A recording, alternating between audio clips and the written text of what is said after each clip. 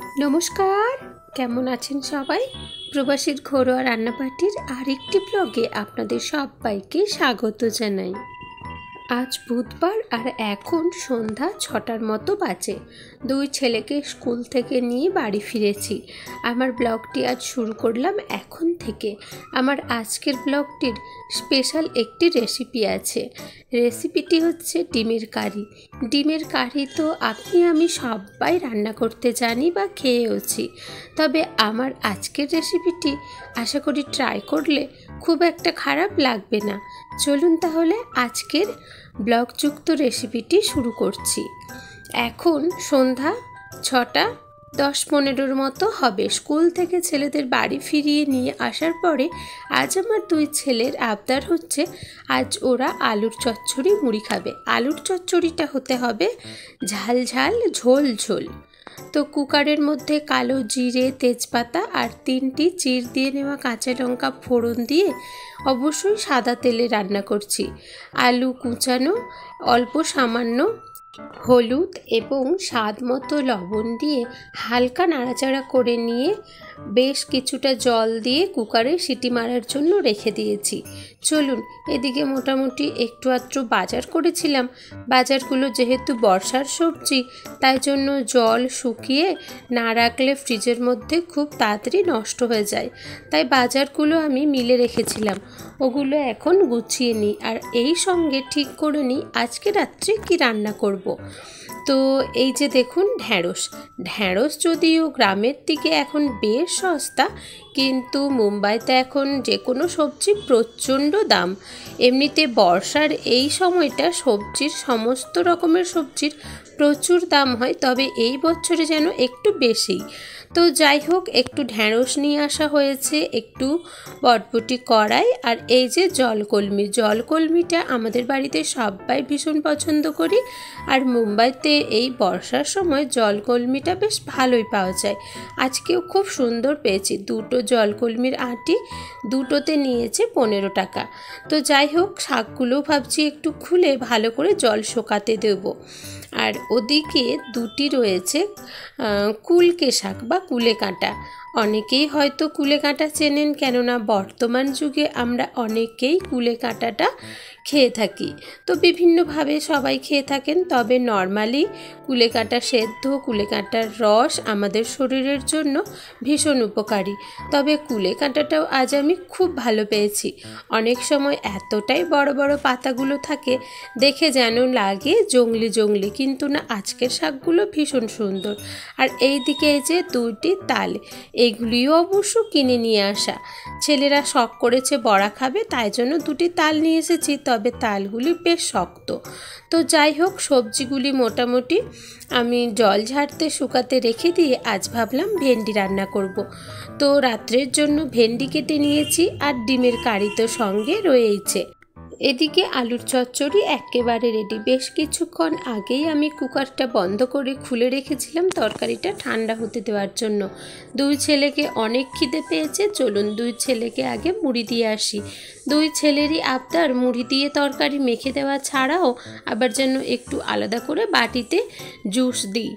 এত আলুর চচ্চড়ির জুস খেতে ভালোবাসে দুইজনার তরকারি, আর এই এত জুস কী করে রান্না করি বলুন তো। যাক, দুই ছেলেকে খেতে দিয়ে আমার মোটামুটি খিদে নিজেরও বেশ পেয়েছে। আমি দেশের বাড়ির থেকে নিয়ে আসা একটু মুড়ি আর একটু চানাচুর মেখে খেয়ে নিয়েছি। ছেলেদের এখন পড়াতে বসেছি। দুই ছেলের পাহাড় সমান রয়েছে লেখা। যেহেতু গ্রামের বাড়িতে বেশ কিছুদিন থেকে আমরা গিয়েছিলাম, আর এখানে স্কুল টিউশন চালুই ছিল, তো সেই হিসাবে দুই ছেলের বেশ কয়েকটা করে লেসন আগিয়ে গিয়েছে, আর এখন ওদের সেগুলি লিখে কমপ্লিট করতে হবে। আপনাদের দাদা ভাইও এদিকে যথারীতি অনেকটা তাড়াতাড়ি বাড়ি ফিরেছেন। উনি আবার বড় ছেলের কথা মতো নিয়ে এসেছেন স্যুপটা আমরা বর্ষাকালে মোটামুটি বেশ ঘন ঘনই খেয়ে থাকি। যেহেতু দুই ছেলে এমনিতেই লিখছে, এখন ওদের লেখা প্রায় শেষের পথে, আর ওদিকে আপনাদের দাদা ভাইও তাড়াতাড়ি বাড়ি ফিরেছেন, তাই জন্য দুই ছেলের কাছে আপনাদের দাদা ভাইকে বসিয়ে দিয়ে এখন আমি চলে এসেছি রান্নাঘরে। আপনাদের দাদা ভাইয়ের অর্ডার হচ্ছে ঢ্যাঁড়সের তরকারিটা যেন একটু গ্রেভি গ্রেভি হয়। তো ঢ্যাঁড়সের তরকারি রেডি, আর চলুন তাহলে দেখে নিই আজকের স্পেশাল মেনুর জন্য আমি কি নিয়েছি। 4টি ডিম সেদ্ধগুলি একটু চির দিয়ে নিয়েছি, বেশ কিছু ধনেপাতা, 3টে চির দিয়ে রাখা কাঁচা লঙ্কা, পরিমাণ মতো হলুদ, পরিমাণ মতো লঙ্কার গুঁড়ো কাশ্মীরি লাল, আর সামান্য রসুন বাটা, আর একেবারে অল্প একটু আদা বাটা, একটা ছোট্ট আলু সেদ্ধ, আর একটি পেঁয়াজ এবং টমেটো একসঙ্গে পেস্ট করে নিয়েছি। এখন কড়াটা বেশ গরম হয়ে গিয়েছে। আজকের আমি রেসিপিটি সর্ষের তেল দিয়ে বানাবো। কড়ার মধ্যে তেল গরম হয়ে যাওয়ার পরে সেদ্ধ করে রাখা ডিমগুলি দিয়ে সামান্য হলুদ আর লবণ দিয়ে ভালো করে ডিমগুলি ভেজে নিয়েছি। এখন তেলের থেকে ডিমগুলি তুলে নেওয়ার পালা। ডিমগুলি তুলে নিয়ে ওই গরম তেলের মধ্যে সামান্য কিছু সাদা জিরে ফোড়ন দিয়েছি। সাদা জিরে ফোড়ন দিয়ে 5 থেকে 10 সেকেন্ডের মতো নাড়াচাড়া করে নিয়ে গ্যাসের ফ্লেমটা মিডিয়ামে রেখে দিয়ে দিলাম রসুন বাটা। রসুন বাটাও ওই 30 থেকে 40 সেকেন্ডের মতো নাড়াচাড়া করার পরে আদা বাটা দিলাম, ওর ওপরে দিলাম পেঁয়াজ এবং টমেটো একসঙ্গে পেস্ট করে যেটা রেখেছিলাম। এরপরে ভালো করে তেলের সঙ্গে পেস্টগুলি নাড়াচাড়া করে নিয়ে যখন জল একেবারে শুকিয়ে এসেছে, পরিমাণ মতো হলুদ গুঁড়ো এবং কাশ্মীরি রেড চিল্লি পাউডার দিয়ে সামান্য জল দিয়ে মশলাটা ভালো করে কষিয়ে নিয়েছি। সামান্য কিছু ধনেপাতার কুচি আর কাঁচা লঙ্কা চির দিয়ে রাখা দিয়ে দিলাম মশলার উপরে। সামান্য জল দিয়ে আবারও ভেজে নেওয়া ডিমগুলি দিয়েছি। এখন সেদ্ধ আলুটি আলতো হাতের চাপে একটু ম্যাশ করে নিয়ে দিয়ে দেব কড়ার মধ্যে। একেবারে পাতলা কিংবা আলুটা মেখে নেওয়ার দরকার নেই, সামান্য আলতো হাতের চাপে ম্যাশ করে নিলেই হবে।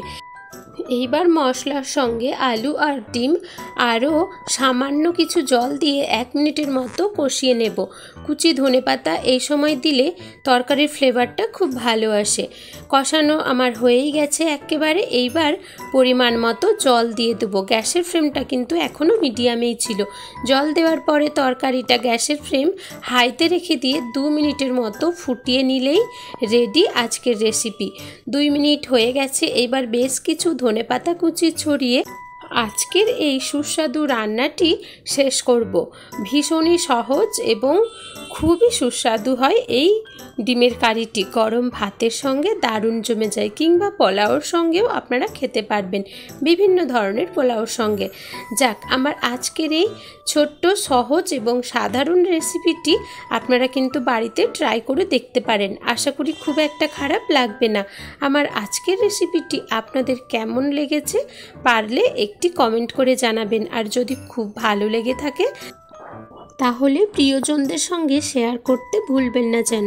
চলুন, গরম গরম ডিমের কারি তো একেবারে রেডি। ওদিকে 2 ছেলের পড়াও শেষ। এখন রাত্রির মোটামুটি অনেকটাই হয়েছে, আর দেরি কেন। আজকের ডিনারের সঙ্গে আজকের ব্লগটিও তাহলে আমি এখানেই শেষ করছি। আমার আজকের এই রেসিপির সঙ্গে ব্লগটি আপনাদের কেমন লাগলো পারলে একটি কমেন্ট করে জানাবেন, ভালো লাগলে একটি লাইক করে দেবেন। সবাই ভালো থাকবেন, সুস্থ থাকবেন। এতটা সময় আমার সঙ্গে থাকার জন্য সবাইকে অনেক ধন্যবাদ জানাই। আবার একবার বলছি, যদি আমার আজকের রেসিপিটি আপনাদের ভালো লেগে থাকে, আমার চ্যানেলে যদি আপনি প্রথম বন্ধু হয়ে থাকেন, তাহলে প্লিজ আমার চ্যানেলটি সাবস্ক্রাইব করে আমার পাশে থাকার জন্য অনুরোধ রইল। সবাই ভালো থাকবেন, সুস্থ থাকবেন। আপনাদের সঙ্গে খুব শীঘ্রই দেখা হচ্ছে নতুন ব্লগ নিয়ে। ধন্যবাদ, শুভরাত্রি।